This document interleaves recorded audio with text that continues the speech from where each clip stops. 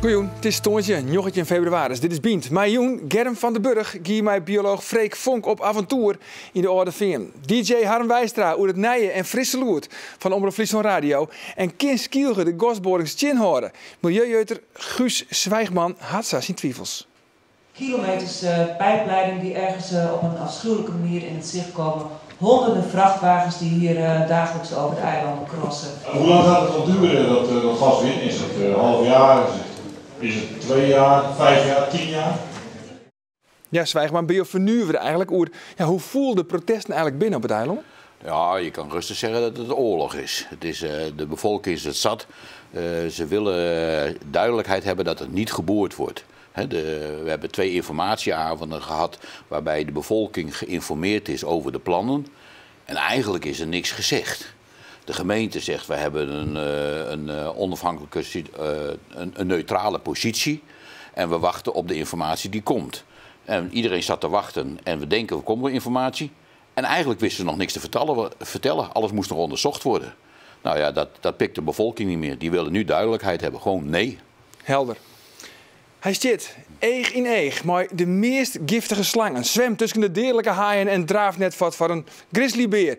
De populaire televisiebioloog Freek Vonk. Hier wordt dat onbelangrijk duurt een hele relaxte dag. De Germ van den Burg van het Frieske Geer ontdut zij van de midden de natuur in de Oude Veem. Ja, want Germ, hij duurt ook nog wat levensgevaarlijke business. Ben je hem die nog tjinka? Nou, we zijn net tjinka. We hebben al hoop op een hele grote zeeëren, maar ja, we hebben goed jongen. Maar we hebben net jongen. Helaas. Helaas, ja. Ja, maar je wie een van de duidelijkheid in de Oude Veem om een soort van audiotour op te nemen. Hè? Een soort van wat mensen dan letter weer afspelen kunnen op de koptelefoon. Vertel eens wat precies? Nou ja, was het ook zo. Het is een audiotour dat de mensen aanstaan op verschillende punten in de Oude Veem wat de jaren krijgen, wat ze op dat punt zien kennen. En dat we het eigenlijk in een route jitten.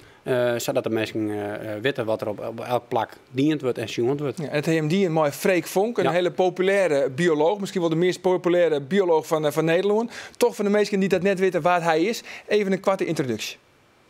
Dit is dus een dwergkaiman, maar zo klein is hij niet.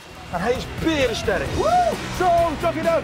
Slang jongens, slang. Hang vast. Ja, heb je hem. Alle dieren opgepast. Freek komt er weer aan en hij wil alles onderzoeken. Freek gaat naar de haaien, hij zoekt met olifanten en hij gaat naar een strand met pinguïns. De beste plek voor de gekste bioloog, Freek in het wild. Ja, zag je dat ongeveer? Ik kan je vaststellen van, dan komt hij in reis, eerst naar de Oude Veem en dan had een kerel met ADHD in die eer te tetteren. Ja, nou, maar ik vond het hartstikke leuke medie. Ja. We hebben hem uitnodigen om zeg maar, de jonge doelgroep, de jonge band, de jonge mensen enthousiast te maken voor de natuur. En dat lukt maar Freek heel goed, denk ik. Ja, dat denk ik eigenlijk ook, want er mocht van de midden geen camera bij, hè? Dat voelde hij zelf net. Nee. Toch binnen er wel wat opnames maken, hij hem zelf dient, keer even naar Sjen. Ja. Je hebt hier een grote kans om ijsvogels te zien. Want door de laag hangende takken in het water is dit een ideale plek voor deze soort. En de meervleermuis is heel zeldzaam in Europa, dus het is fantastisch dat hij het hier zo prettig vindt. De Volkitsleert is een hele brede watergang, waardoor het voor de jagende vleermuizen eigenlijk ook een soort snelweg is. Ze jagen boven het water en gebruiken de sloot als vliegroute bij het zoeken naar eten. En ze leven vooral van vliegende insecten, die vlak boven het water vliegen. Kleine hapjes dus voor de vleermuis. Ja, dat is dus Freek Vonk. Ja. Hij zit echt bekend om zijn enthousiasme. Ja. Waar werd hij nou van een beetje echt heel enthousiast van? Ik denk net van de Noorse vlotmoes of zo. Nee, maar die heb ik net zien. Maar hij was wel heel enthousiast van het gebied en ongereptheid van het gebied. Tenminste, dat vertelde er mij. De protte ruit wat op dit moment te zien is. Ja, hij vergelijkt dat een beetje met de savannes en de vlaktes in Afrika. Nou ja, dat is natuurlijk wel een compliment. Nee, maar hij was wel enthousiast van de ongereptheid van het gebied. En dat weer een pluspunt. Ja, en hoe wie het om te doen? Ik verdij, want toen heeft het te Germ met meerdere mensen hast dit script schreeuwen, het laat ik vadie. Ja. Hoe wie het verdij om dit te doen? Nou, wie heel leuk voor zelf. Wij zijn onze gewone natuurbeheerder en dit is iets wat wij ik net geleerd hebben. Dus we hebben daar een communicatiebureau bij die daar in de leiding. Nou, en vanzelf maar de gebiedskennis van het Frieske Geer en van u, zeg maar, daar hebben we daar een mooi script van maken. We hebben toch Freek, zeg maar, een handleiding hier. En met die handleiding, ja, we nemen dat dan een script, hebben we eigenlijk elk punt beschouwen en beschreven. Ja, want je bent zelfs een vrij nationaal park. Waarom heb je hem hier nog wel benaderen, Freek Vonk? Nou ja, omdat wij Freek Vonk wel eigenlijk als een vinden, ja, die is op dit moment gewoon hot. En daarmee kunnen wij die jonge mensen bereiken, denken wij. En je wil de orde vind ik wat meer in de picture zetten. Ja, nou ja, vooral de werkzaamheden. Hè. We hebben op dit moment bij wij in orde vinden maar een protte natuurwerkzaamheden dwaande. We nemen dat het live project Booming Business. En om die werkzaamheden heen zit ik een communicatietraject. Nou, en daarin willen we deze natuurbeleving eigenlijk meenemen. Ja, maar hij moet er echt voor zorgen dat er meer bezoekers komen. Nou ja, vooral meer bezoekers. Er binnen protte bezoekers al, maar om die bezoekers informatie te gaan over dat project en over de soorten waarvoor we dat project doen. Daar is het eigenlijk voor bedoeld. Ja, en had je nou daar aan zijn heen naar de orde vinden, wat is nou het verschil aan zijn naar de orde vinden mooi Freek Vonk en zonder Freek Vonk? Nou ja, zonder en mooi Freek Vonk. Freek die vertelt een heel protte over die natuurwerden in het gebied. En dan vooral voor de jonge bij hen. Wat het verschil is in die werkzaamheden is dat we over een paar jaar krijgen we meer wetterrijd, we krijgen betere rijdlanden en we krijgen meer wetterplanten. Dus dat is het verschil wat over een paar jaar te zien wijzen had. En in dat kader speelt het eigenlijk dit hele verhaal. Ja, zou het een verschil geweest om Freek Vonk in te zetten? Nou, misschien wel. Ja, ik denk het wel. Want kijk, natuurbeleving, daar heb je de kinderen vinden dat prachtig. Maar je moet het wel doen. Dus met Freek het wat op en dingen doen, lijkt me leuk. Maar met een koptelefoon alleen zijn stem horen, dan heb je het nog niet voor je. De kinderen moeten het eigenlijk voelen, tastbaar maken. Nou, dat doen ze nou zelf. Hè? Die meesten, ja. De band en de meesten die sjuggen dat nou in het gebied zelf. Maar ze krijgen daar informatie van Freek bij. Hè? Ja, dus het enthousiasme van Freek, ja, dat maakt zij eigenlijk broeken. Dat moet de broek worden om het gebied te beleven. Dat moet ze zelf beleven. Maar is er ook een gids bij? Nee, juist, het is zonder mensen. Het is eigenlijk een kaart met een aantal punten. Okay. Bij die punten Freek elke keer wat vertellen zal. Ja. En het idee is om dat eigenlijk verder uit te werken nog naar een app. Zodat mensen op de telefoon door het gebied varen en automatisch op die punten dus, wat die herren krijgen. En wat vond Freek er eigenlijk zelf van? Wist hij überhaupt van de orde VNO? Nee, eerlijk zijn, hij zei zelf van net. Nee. Hij hier nog net dit soort dingen doen. Dus een podcast, wie van hem ik naai. Maar hij vond het hartstikke leuk. En hij zei zeker waar we om te komen. Dus we hebben wat gegevens uitwisselen. Dus wie weet, zullen we Freek Vonk in kwart net. Want hij moet eerst een heel prot in het boeteland, begreep ik van hem. Ja. Maar misschien komt er haast wel eens waarom. Hartstikke leuk. Wanneer is het jaren trouwens? Wanneer kun je meestal de gebroek van mij? Ergens in mei wordt het sinds maar lanceerd. En dan kan het ergens downloaden worden. Vooral op de site van het Nationaal Park vanzelf. Maar ik denk, ik wil via Oren Media. Oké, een soort succes daarbij. In Friesland binden er zo'n 4000 sociale werkplekken van mensen met een behouding. Aanstaan de skiwerpers op sociaal werkbureau Empatek. Jarenlang wie Omroep Friesland de grootste stuurder van Friesland. Maar hield hij minder mensen hartje via de radio naar de omroep. In die tijd is het merkoondeel met 4% naar onderen. De alarmbellen rinkelen. Het antwoord had net lang op een wacht gelitten, want de programmering bij uw collega's van de radio gaat volslijn op een kop. Want hier DJ Harm Wijstra. Harm, dat bist eigenlijk meer een televisieman, maar die eerste leefde, dat is toch eigenlijk echt de radio? Dat is uiteindelijk wel de radio. Ik ben hier ooit als stagiair binnengekomen bij Omroep Friesland. Wanneer wie dat? Dat wie in 2001. Ik heb 14 jaar bij de televisie zitten, maar ik zie het daarvoor eigenlijk bij de lokale omroep in Dokkum als sportverslagjouwer, als een 16-jarig jonkje de voetbalvelden wel. Ja, en is hij een piratenstuurder of net? Dat, ja, mag ik dat wel vertellen? Nou, ik zie het in die bij de piraterij. Een vriendengroep in Oud-Woord, daar hebben we een geheime zender mee. Ja. Een geheime zender, daar ben ik foto's van. Gelukkig hebben we de foto's nog. dit bestaat dus bij die piratenstuurder in de koor. Dit is bij Paradise FM. Paradise FM, dat is de naam van. En waar zie je er nog meer bij? Want er zitten nog meer collega's bij, toch? Die letterlijk bij Omroep Friesland Talloren kwamen binnen. Nou, Arjen Overmaat kwam daar vaak over de vlier. Die wie vooral studiogast, maar Marcel de Vries bij Gelieks. Die werkt bij Radio NL. Had de Gouden Radio Ring woon. Ziet in diezelfde groep. Dus een vriendenploeg, maar ook een radiogroep. Ja. En hij is haast een keer oppakt West, toch? Vanwege die piratenstuurder. Ja, dat is wel een sneu verhaal voor Arjen Overmaat. Want ik moest eens draaien. Arjen Overmaat, dat is een collega bij van Muziek in Bedro hier bij Omroep Friesland. Arjen moest draaien, maar ik moest draaien, maar ik hier een drive-in show en die scoorde vanzelfs. Dus daar moest ik heen. Stap in een auto, door de stuurder er weer voor, al je roers. Dus oppakt. Ja, en Arjen Overmars, die weer dus de Sjaak. Die weer de Sjaak. Die is het boekje in gang. Eigenlijk hier zitten matten, maar goed. Ja, nou, Ik ga geen strafblad. Nee, hij wel. Arjen hij Overmars wel. had een strafblad. Nou, kunnen we dat ook even noteren. Maar nou dus alle dagen bij Omroep Friesland op primetime, hè, van 4 uur op ons 6. Geef me de titel. Wijstra op bij. Wijstra op wij. Wat kan de harken zal je even wachten? Nou, in de vaste plak toch het nijs. Want als er nijs gebeurt in de provincie, dan zit dat in mijn programma. Maar er zal meer ruimte van muziek komen in het programma. Want meestal ben op wij, willen echt wel wat meer muziek als nou. En er zitten persoonlijke gesprekken in met gasten van de dij. Ja, maar het is wat luchtiger rollen. Het is al wat luchtiger, wat frisser en wat meer bij de tiert. Ja, want we hebben ook nog een fragment, de Sjen van Heinze Bakker. Dat wie nog bij de Rono, de varrinner eigenlijk van Omroep Friesland. Friesland. Worden. Toen moest hij ook geboren worden, precies. En toen wie het ook al een beetje de discussie van, ja, welke kant willen we eigenlijk op? Hè? Toch de dividage of meer de actualiteit? Keer even naar Sjen. Als u mij vraagt wat vindt u belangrijk, ik neem aan dat dat de strekking van uw vraag is, die culturele taak of die communicatieve taak. Ze zijn allebei belangrijk. U moet maar niet vergen op een antwoord op de vraag wat belangrijk is. Ik denk dat de nadruk, ik weet dat al zeker, in onze programma's valt op de communicatie, op de informatie. Dat domweg ook natuurlijk omdat je niet elke avond een cultureel programma in die zin kunt brengen. En je moet wel elke dag, dat is onze opzet in ieder geval, je actualiteiten brengen. Ja, dat wie Heinz Bakker, toen nog bij de Rono, letter vanzelfs bekend ook bij Studio Sport. Verhoringsbind dus eigenlijk kunnen we stellen van alle tien. Maar hoe spelen ze nou aan in die programma op de actualiteit? Die actualiteit, dan is radio eigenlijk het mooiste medium. Ik ga 14 hier bij de televisie zitten, maar dat is volop bewerkelijker. Wij kennen door de nieuwe techniek en alle verslagjouwers van Omroep Friesland aan gewoon streekrecht in de uitsturing heb je met een app. Dus als ze ergens binnen, ze kunnen voortdurend verslag doen en vertellen wat ze sjoggen. Ja, en directer kunnen we net worden vanzelfs. Nee. En nou dus die nieuwe radioprogrammering. Viel de druk echt op die schouders? Want ja, ik begon de reportage of dit interview echt mooi het merkondeal, wat 4% minder worden is van Omroep Friesland. Omroep Friesland Radio wie altijd merkleider.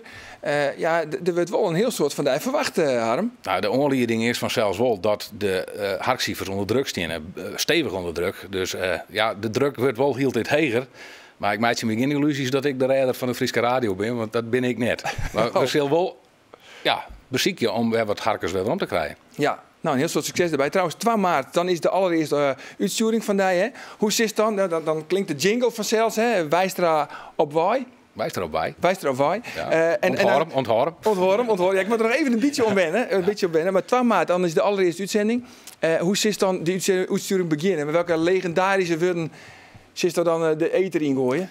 Daar ga ik wel onij toch? Ja. Maar die kan ik daar net vertellen, de boer. Dat is dan weer jammer. Dus gewoon de radio aan dan. Gewoon de meesten met de radio dan maar aan.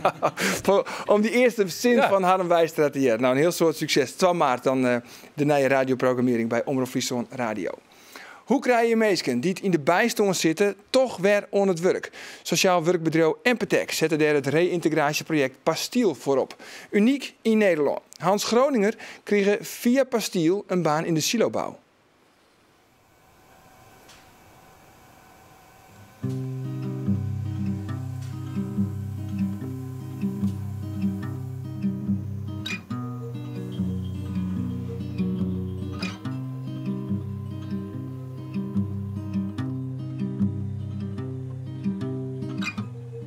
Ik ben Hans Groninger, ik ben 50 jaar, ik woon in Sneek.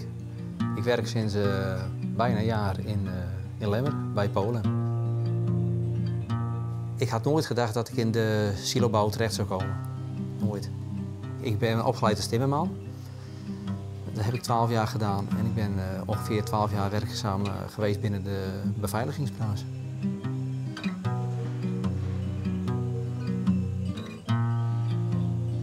Ik ben langere tijd werkloos geweest, rond zo'n 1,5 jaar. En dan op een gegeven moment, je bent ouder, je komt zonder werk te zitten en de arbeidsmarkt is niet ruim voor mensen zoals mij. En dan ziet de toekomst er op zich niet heel rooskleurig uit. Ja, je blijft doorgaan, je blijft zoeken naar werk en je pakt alle kansen aan. En ook, dat is ook de kans die ik binnen Empatec zag om binnen die 4 weken dus iets, of tenminste als een soort van opstap te zien, dat je daarmee verder kon. Ik heb ook gelijk aangepakt en gezegd toen ik hier binnenkwam, want ik kwam toen op de fietsafdeling terecht. dat heb ik ook zelf gevraagd van, het lijkt me leuk, ik ben handig en ik wil graag in de fietsen. Nou, daar was de mogelijkheid voor. Ja, toen ik doorhad dat Pastiel als bedrijf mij ging ondersteunen in mijn sollicitaties, had ik zoiets van, dit moet ik doorzetten, want hier kan ik veel meer uithalen. Op een gegeven moment zat ik in de positie dat ik kon kiezen uit 3 werkgevers. Ja, dat was wel heel frappant. Dat je, als je zo lang thuis zit, dat je dan opeens een keuze moet maken uit 3. Je kan het niet leren op school. Dit moet je leren van een collega vakman die jou leert wat je moet doen. 2 keer voordoen, 3 keer voordoen, dat zelf proberen. Mislukt het? Ja, jammer. Dan ga je het nog een keer proberen. En die kans is ons ruimschoots geboden. En dat is heel erg positief. Het verhaal van Hans Groninger. Wordt Skielge het tweede grens. De eilanders zijn benauwd van wol. Noot het bedrijf Tulip Oil onkundige het gasborings onder het Waardeiland te dwan. De plan zorgt je voor grote onrust die de oude dagen blikken op 2 druk bezochte informatie. Tulip Oil denkt 2,4 miljoen kub gas te winnen in Veld in de buurt van Hoorn. Er komen hekken omheen, er komen lampen op te staan. Dus de natuur hier, die heb je niet meer als hier een gaswinningsveld komt. Ik ben tegen. Het hoeft van mij niet, nee. Wel, ik denk dat je dan een heleboel zwaar verkeer krijgt en drukte. Dus voor mij hoeft het niet. Goed 300 belangstellenden komen de joen al op de informatie gaswinning bij Skielge. Het enige wat ik eigenlijk wil zeggen is gewoon, er moet gewoon niet geboord worden. Zoveel onbeantwoorde vragen. Ik wil eerst maar eens kijken wat ze allemaal precies willen hoor. Dit moet hier gewoon niet gebeuren. Dit is rampzalig en hier slapen wij dus ook allemaal niet van. Ja, Zwijgman, bekend op Skielge als milieujutter, maar ook als rietslid van Plaatselijk Belang. Hoe lang wien jou als rietslid eens al op een hichte van de plan van Tulip Oil? Ik denk dat we ongeveer een half jaar op de hoogte zijn. In september hebben wij een voorlichtingsavond gehad van Tulip, wat de plannen... Maar alleen nog van rietsleden? Ja. Precies, hè? Dus een eerste kennismaking. Ze hadden een vergunning gekregen, een exploitatie, hè? Dus of een exploratie eigenlijk, hè? Dus een onderzoek naar de winbaarheid hadden ze gekregen. En nou, dat kwamen ze bij ons uit de doeken doen, wat ze eigenlijk beoogden. Ja, maar dat wie al in september. Ja. Waarom dan nou pas een informatie voor alle eilanders? Nou, dat is eigenlijk waar Plaatselijk Belang ook op gehamerd heeft. Kom nou met informatie naar de bewoners. Hè? Want het gonsde van de geruchten. Ik bedoel, als er vandaag iets met de boot aankomt, dan is het een uur later op Oost bekend. Ik bedoel, iedereen weet alles van elkaar. Maar als er dus niet gecommuniceerd wordt, dan gaan de geruchten en dan krijg je de spookverhalen. En zo is een van de bewoners, Jeno Obendorfer, die 25 jaar of 40 jaar in de gaswinning heeft gewerkt, die begon wat vragen te stellen. En die werden niet beantwoord. En daarmee is eigenlijk het in een stroomversnelling gekomen. Waar blijft die informatie? Nou, die hebben we net gekregen. Tenminste, dat was de bedoeling. Maar die heb heel sumier. Maar nou, eigenlijk niks. Ze zeggen, ja, we moeten alles nog onderzoeken. We moeten nog alles onderzoeken. Maar ze hadden al aangekondigd om dit jaar te gaan boren. Dus iedereen maakte zich verschrikkelijk nerveus. Ja, want Germ, van het Frieske Geer als natuurman, hoe sjost jou eigenlijk ons in die gasborings? Ja, lauwer ik net, vanzelf. Alleen we weten zelf ook wel hoe belangrijk dat gas in Nederland is. Maar lauwer ik net in huisgebieden. Nee, ik kan me vaststellen. En die gedachte die heerst het vanzelfs ook op Skielge. Precies. De onderzoeksraad van de veiligheid had nou eigenlijk flink weekend examen van dat er in Grens veel te min luisteren is naar de inwoners. Ja. Zullen het protest van de Skielgers dan wel wat opsmieten, denk je jou? Nou, ik denk het wel. Ik denk dat de Schellingers, die hadden binnen een week hadden die al een website en een webshop en actieborden. En het gerucht ging dat er Sibyl Dekker naar het eiland kwam als een soort commissaris van iets wat met Tulip te maken heeft. Dus nou, er werd gelijk actie gevoerd en met spandoeken, met borden. En de Schelling kan heel snel schakelen. En de Schellinger is niet zo snel obstinaat, maar als de informatie uitblijft, En ik vermoed dat het nog steeds erger wordt, want de informatie die we de afgelopen 2 dagen gekregen hebben, die was minimaal tot niks. Nee. Maar kan de gemeente het überhaupt zin horen? Want de provincie wil het eigenlijk ook net, maar de uiteindelijke beslissing leidt bij de minister. Nou, dat verbaast mij zo, dat als je hoort dat dus in januari is in de Provinciale Staten een motie aangenomen, statenbreed, dat er dus niet geboord wordt in Friesland, op de Waddenzee en onder de Waddeneilanden. Punt. Dat staat. En dat hebben ze al vanaf 2012 beweren ze dat. En staat dus keihard neergezet. Zwart op wit. Ja. Maar er zijn steeds weer nieuwe mensen die proberen, nou, we kunnen toch wel wat winnen. We gaan wel even omturnen. En in feite heeft de gemeente Terschelling geen sterke stelling genomen zoals de provincie. En daar is de bevolking achtergekomen en die zegt, ja, maar wij willen het niet. En Arjen Berghuizen van de Waddenvereniging, die zei ook gisteren duidelijk, we hebben vergeten te vragen, willen we dit wel? Je kan allemaal zeggen, het kan allemaal technisch, wat zijn de risico's en krijgen we bevingen of wat ook. Maar nee. Wat wie het antwoord? Wil Skielge het? Nee. Duidelijk nee. Nou had Tulip Oil hem van de week voor het eerst action litten, eigenlijk op het eiland. Ja. Wat is jouw indruk van het bedrijf? Ik heb er geen goede indruk van gekregen. Want? Nou, ik las een stuk uit de NRC Q dat er het zijn maar, en het kwam ook op de avond zelf, dat het bedrijf bestaat maar uit 25 mensen. Ja, 25 in Duitsland, 25 in Nederland. Dus het zijn eigenlijk een beetje old boys netwerk. Gepensioneerde mensen van Shell en van de NAM. Nota bene de oud-directeur van de NAM uit Groningen. Die is nu de directeur van Tulip. Dus die zou er alles van moeten weten. En die vergeet weer de burgers. Dus ik denk dat het een beetje denken, nou, we kunnen even snel gas, want de kraan wordt in Groningen dichtgedraaid, dus dan kunnen we hem op de Schelling openen. In het meest kwetsbare gebied. Nou, dat is onbespreekbaar. Dus, en wat heel belangrijk is... Ze willen heel gauw yield verzinnen, een soort van cowboys. Ja, want hij heeft ook een opmerking gemaakt in de pers bij een journalist, dat hij zegt, nou, hoe staat u tegen, bent u niet bang om overgenomen te worden door de Shell of wat ook? Ja, hij zegt, daar hebben we ook geen problemen mee. Dus het is even een hele korte termijn winstbejag. Maar wat mij vooral verbaast, dat dus de bewoners wordt niks gevraagd als wij het niet willen. En we hebben nou nog invloed op de mijnraad. De mijnraad moet nog een advies brengen naar minister Kamp. Nou is minister Kamp al heel erg wijs, want die gaf gisteren naar aanleiding van de onderzoeksraad ook nog even een opmerking van, ik ben de enige die beslist. Terwijl de onderzoeksraad eigenlijk moet dat over meerdere schijven. Zegt hij nee, ik wil dat alleen ik beslis over de gaswinning. Maar die mijnraad die is nog te beïnvloeden. Daar moeten we dus heel duidelijk met het hele eiland en liefst heel Friesland moeten we opstaan van hier wordt niet meer geboord naar gas. Het antwoord van Skielge is nevens mij vrij helder. Toch? Ja. Tiege dank voor je komst. Ook zelfs met de avonturen van Freek Vonk. En hadden we zelfs met de radioprogrammering die dus van 2 maart van start gaat. Ons 4 morgen, dan ben we er weer. Dan omtekend voor de sport. En mijn meervoudig verhoord en Europees kampioen Rintje Ritsma. Regerend Olympisch kampioen Jorrit Bergsma. En kampioenenmakker Jillet Anema. Zullen het morgen vooral, denk ik, over reetrieden gaan. Waar weet ontdom, hoe de nek. In elk geval een gezellige jong. Dag.